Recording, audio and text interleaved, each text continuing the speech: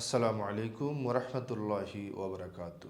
প্রিয় দর্শক, আপনারা একটি বিষয় লক্ষ্য করেছেন, একটি বিষয় জানেন।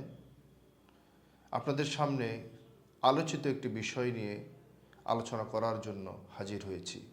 অত্যন্ত ভারাক্রান্ত হৃদয় নিয়ে আজকের বিষয়টি আলোচনা করতে হচ্ছে, যেটা শুধু বাংলাদেশ নয়, সারা পৃথিবীতে আলোচিত।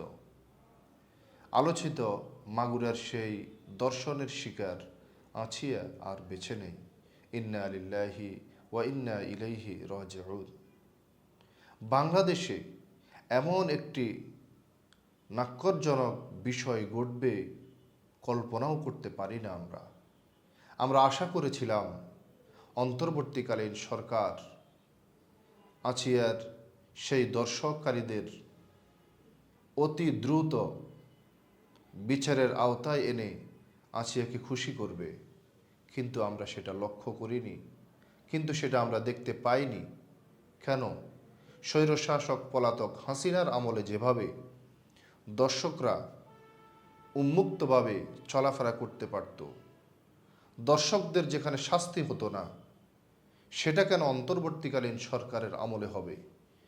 যেহেতু অন্তর্বর্তীকালীন সরকারকে সারা বাংলাদেশের মানুষ সাপোর্ট দিয়ে বসিয়েছে, সেখানে এই সরকারের উচিত ছিল দ্রুত গতিতে আছিয়ার সেই দর্শককারীদেরকে শাস্তির আওতায় আনার।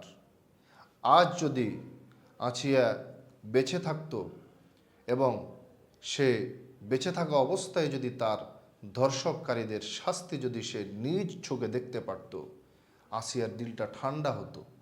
আসিয়া অন্তত দেশবাসীকে এটা বলে যেতে পারত যে যারাই নারীদের উপরে অন্যায় আচরণ করবে, নির্যাতন করবে, ধর্ষণ করবে, তাদের শাস্তি বাংলার মাটিতে হয়। এই সরকার দ্রুত গতিতে বিচার করতে পারে। অন্তর্বর্তীকালীন সরকারের এটা উচিত ছিল যে খুব দ্রুত গতিতে আছিয়ার ধর্ষককারীদের শাস্তি বাস্তবায়ন করার। কিন্তু দুঃখজনকভাবে খুব ভারাক্রান্ত হৃদয় নিয়ে বলতে হচ্ছে, আছিয়া আজ দুনিয়া তার বেঁচে নেই। কিছুক্ষণ আগেই সে দুনিয়ার মায়া ত্যাগ করে চলে গেছে। কেমন লাগতেছে আজকে আছিয়ার মা বাবার কলিজায়? কেমন লাগতেছে তার ভাই বোনের কলিজায়? কেমন লাগতেছে আজ আছিয়ার নিকটতম আত্মীয় স্বজনদের কাছে? সারা বাংলাদেশের যারা তার দূরের মানুষ, তাদের কলিজায় আঘাত লেগেছে, তারা কষ্ট পেয়েছে আছিয়ার মৃত্যুর খবর শুনে।